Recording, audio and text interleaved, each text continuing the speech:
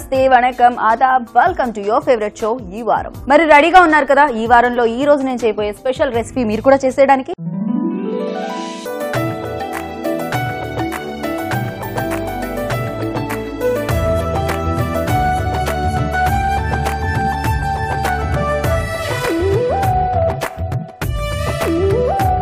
మరి ఈ వారం అంతా క్యాప్సికమ్ మీ ఇంట్లో సందడి చేయబోతుందండి.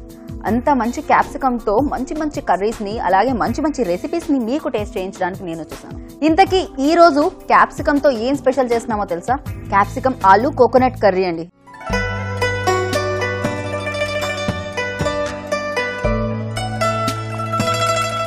ఇది రోటీలోకి సూపర్ ఉంటుందన్నమాట. యమ్మీ ఉంటుంది, అమేజింగ్ ఉంటుంది. మరి ఇన్ని మాటలు నేను చెప్పేశాను కాబట్టి ఇంత నోరూరించే కర్రీని లేట్ చేయకుండా స్టార్ట్ చేసేద్దామా? ఫస్ట్ నేను ఒక ప్యాన్ తీసుకుంటాను అండ్ ఒక ప్యాన్ పెట్టుకొని దీంట్లో మనం డీప్ ఫ్రైకి సరిపడా ఆయిల్ వేసుకుందాం.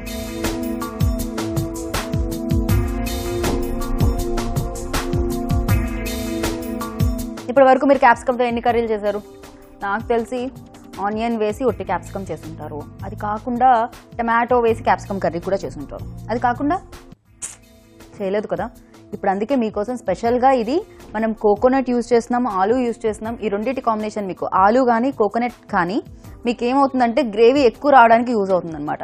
రోటీ తిన్నప్పుడు ఏది కూడా డ్రై ఐటమ్ మనకు తినాలనిపించదు, దాంట్లో డ్రై అనేది సెట్ అవ్వదు అనమాట, మంచి కాంబినేషన్ కాదు. అందుకని గ్రేవీ ఎక్కువగా ఉన్నవే మనం ఎక్కువగా ప్రిఫర్ చేస్తాం.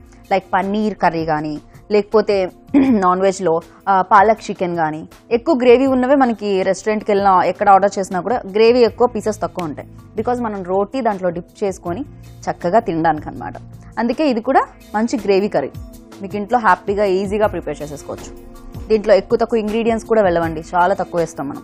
సో ఇప్పుడు ఆయిల్ హీట్ అయింది కాబట్టి దీంట్లో క్యాప్సికమ్ వేసుకుందాం.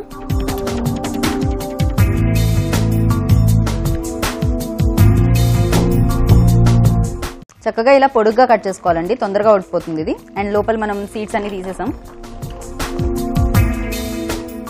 కాసేపు ఇది కాస్త సాఫ్ట్ అయ్యేంత వరకు కూడా వేగాలండి. దీన్ని ఫ్రై అవనిద్దాం. ఓకే, సో క్యాప్సికమ్ కొంచెం ఫ్రై అయితే చాలు. దీన్ని ఇప్పుడు మనం ఒక ప్లేట్లోకి తీసేసుకుందాం.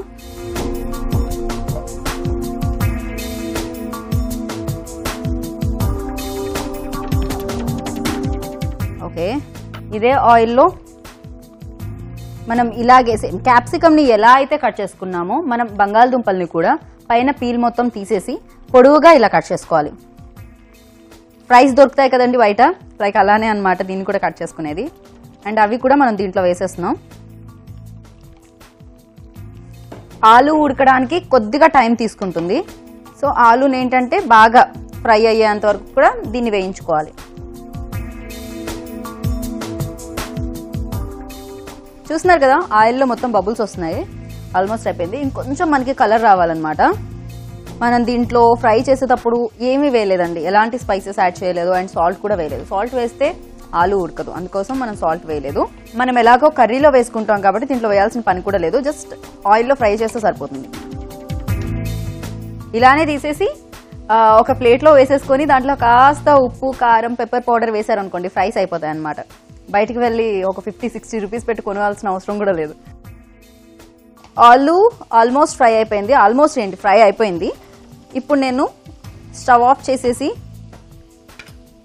ఈ ఫ్రై అయిపోయిన ఆలుని దీంట్లోకి తీసేసుకుంటున్నాను. ఎంత బాగుంటుంది, ఎల్లో కలర్ ప్లేట్లో green colour capsicum, white colour ఆలు, కొంచెం రెడ్ కూడా మిక్స్ చేస్తే బాగుంటుంది కదండి. వేద్దాం అన్నీ కలిపి ఆ కలర్లోకి తీసుకొద్దాం. అయిపోయింది కదా. ఇప్పుడు మనం ఈ ఆయిల్ని ఒక పక్కకి షిఫ్ట్ చేసేసుకొని కర్రీకి కావాల్సిన మూకెట్ పెట్టుకుందాం. ఇప్పుడు ఎక్కువ ఆయిల్ పట్టదండి మనకి, ఎందుకంటే ఫ్రై అవ్వాల్సినవి వేగాల్సినవి ఎక్కువ ఏమి ఉండవు, జస్ట్ కర్రీకి సరిపడా ఆయిల్ అంతే. ఆయిల్ కొంచెం హీట్ అవ్వాలి.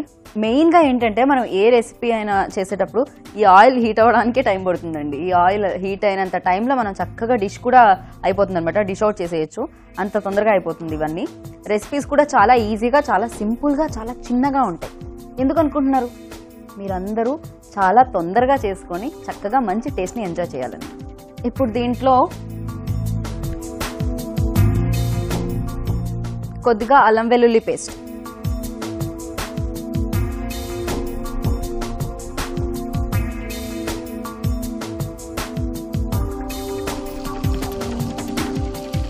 కొద్దిగా అల్లం వెల్లుల్లి పేస్ట్ వేసుకున్నాం కదా, అది కాస్త ఫ్రై అవుతుంది.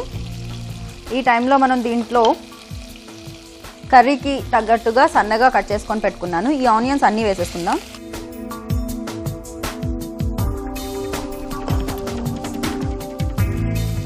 కొంచెం ఇలా ఫ్రై అవుతున్న టైంలోనే దీంట్లో ఆనియన్కి కర్రీకి సరిపడా ఉప్పు, కొంచెం కారం, కలర్కి టేస్ట్కి తగ్గట్టుగా దీంట్లోనే వైట్ పెప్పర్ పౌడర్,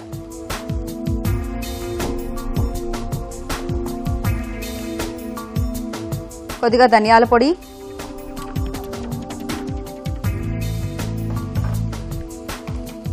ఇవన్నీ వేసిన తర్వాత కాస్త కలిసే వరకు కలుపుకుందాం. సూపర్గా మొత్తం అంతా మనం వేసిన మసాలాలన్నీ ఆనియన్కి పట్టుకున్నాయి. ఇప్పుడు దీంట్లో టమాటా ప్యూరీ ఎలా చేస్తారు మీ అందరికీ తెలుసు. ఏం చేయాలి అంటే చాలా సింపుల్ అండి. టమాటాస్ తీసుకోండి, కొంచెం వాటర్లో వేయండి, ఆ గిన్నెని తీసుకెళ్ళి స్టవ్ మీద పెట్టండి, కాసేపు ఉడికించండి. కాసేపే ఉడికించిన తర్వాత ఆటోమేటిక్గా మీకు దానిపైన పొర వచ్చేస్తూ ఉంటుంది. ఆ పొర తీసేసేయండి, దాన్ని గ్రైండ్ చేయండి, ఇలా మీకు వచ్చేస్తుంది. సో ఈ టమాటా ప్యూరీని ఇందులో వేసుకుందాం. ఒక 2.5 స్పూన్స్. దీంట్లో కొద్దిగా వాటర్ కూడా యాడ్ చేద్దాం. మన గ్రేవీకి సరిపడా వాటర్.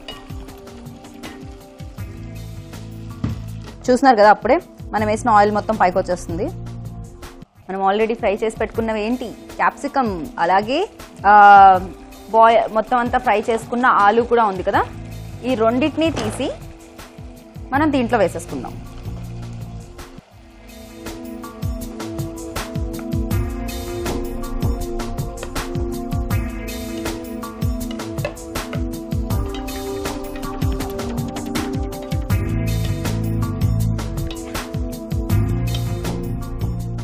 వావ్, చాలా థిక్గా ఉంటుందన్నమాట, మరీ పల్చగా ఏమీ ఉండదు. ఇది గ్రేవీ కొంచెం థిక్గానే చేసుకోవాలి మనం. వెల్, ఆయిల్ మొత్తం పైకి వస్తుంది కదా. ఇప్పుడు మనం ఏం చేద్దాం అంటే, ఇదే టైంలో ఇంకా అయిపోయిందండి, ఆల్మోస్ట్ ఈ కర్రీ అయిపోయినట్టే. దీంట్లో ఫైనల్గా ఒక ఫినిషింగ్ టచ్ ఇద్దాం. అదేంటి అంటే కోకోనట్ మిల్క్. నేను దీంట్లో కోకోనట్ మిల్క్ వేసేస్తున్నాను. కొబ్బరి పాలు ఎలా తయారు చేస్తారు మీ అందరికీ తెలుసు కదా. కొబ్బరి తురమడం కానీ, లేకపోతే గ్రైండర్లో వేసినప్పుడు కొంచెం వాటర్ వేసుకొని దాన్ని గ్రైండ్ చేసుకొని ఒక క్లాత్లోకి తీసుకొని దాంట్లో ఉన్న మిల్క్ని మొత్తం దేంట్లోకైనా మనం తీసుకోవాలన్నమాట. సో అలా తయారు చేసిన ఈ మిల్క్ని నేను దీంట్లో వేసేసుకుంటున్నాను. బికాస్ టేస్ట్ బాగుంటుంది, గ్రేవీ థిక్గా అవుతుంది దీంతో. వెల్, ఇప్పుడు కొద్దిగా కొత్తిమీర వేసుకుందాం.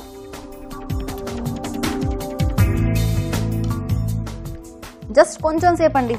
ఇప్పుడే మిల్క్ వేసాం కాబట్టి, కోకోనట్ మిల్క్ వేసాం కాబట్టి అది కాస్త దీనికి పట్టుకునేంత వరకు, అలాగే ఏదైతే కొంచెం వాటర్ వెట్గా అనిపిస్తుందో అది పోయి ఆయిల్ మొత్తం పైకి వచ్చేంత వరకు మనం దీన్ని కుక్ చేసుకోవాలి. సో ఇది ఆల్మోస్ట్ అయిపోయిందండి, ఆయిల్ మొత్తం పైకి వచ్చేసింది. ఇప్పుడు మనం స్టవ్ ఆఫ్ చేసేద్దాం. సో ఎప్పుడైతే మీరు కోకోనట్ మిల్క్ వేసుకుంటారో అది ఫైనల్గా వేసుకోవాలండి. మనం ఎక్కువసేపు కుక్ చేయాల్సిన అవసరం కూడా లేదనమాట. జస్ట్ కొంచెం అది మనకి మిక్స్ అవుతున్న టైంలో, అంటే అన్నిటితో కలుస్తున్న టైంలోనే మనం స్టవ్ ఆఫ్ చేసేసుకోవచ్చు.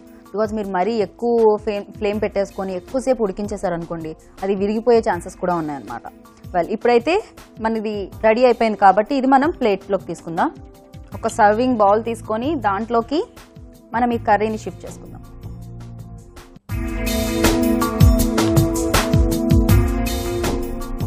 మంచి ఫ్లేవర్ అండ్ వేడివేడిగా కర్రీ ఉంది. వేడివేడిగా రోటీ ఉంటే ఎంత బాగుంది ఈ టైంలో. ఓకే, సో ఆలు క్యాప్సికమ్ కోకోనట్ కర్రీ రెడీ అయిపోయింది. మరి దీన్ని టేస్ట్ చేసి చెప్తాను టేస్ట్ ఎలా ఉంది.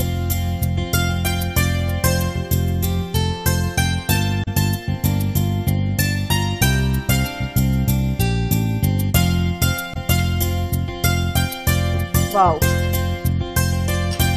ఎంత టేస్టీ ఉందండి.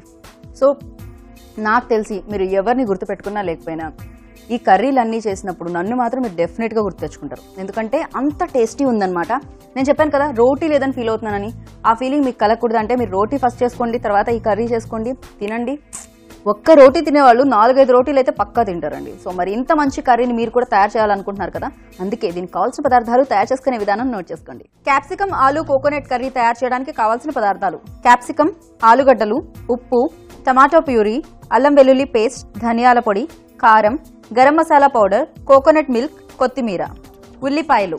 క్యాప్సికమ్ ఆలు కోకోనట్ కర్రీ తయారు చేసుకునే విధానం: ముందుగా స్టవ్ వెలిగించి ప్యాన్ పెట్టి ఆయిల్ వేసుకోవాలి. అది వేడి కాగానే సన్నగా కట్ చేసుకున్న క్యాప్సికమ్ వేసి వేయించుకోవాలి. ఆ తర్వాత ఒక బౌల్లోకి తీసి పక్కన పెట్టుకోవాలి. ఆ ఆయిల్లోనే బంగాళదుంపలు వేసి వేగాక స్టవ్ ఆఫ్ చేసుకుని వేరే ప్లేట్లోకి తీసుకోవాలి.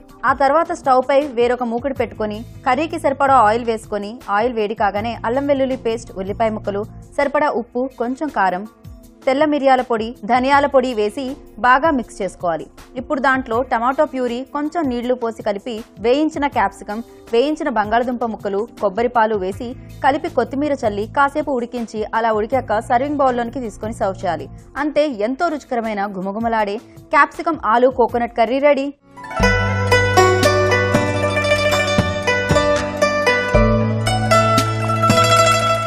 ఈరోజు చక్కగా ఒక టేస్టీ కర్రీని చూసేశారు. అదే క్యాప్సికమ్ ఆలు కోకోనట్ కర్రీ.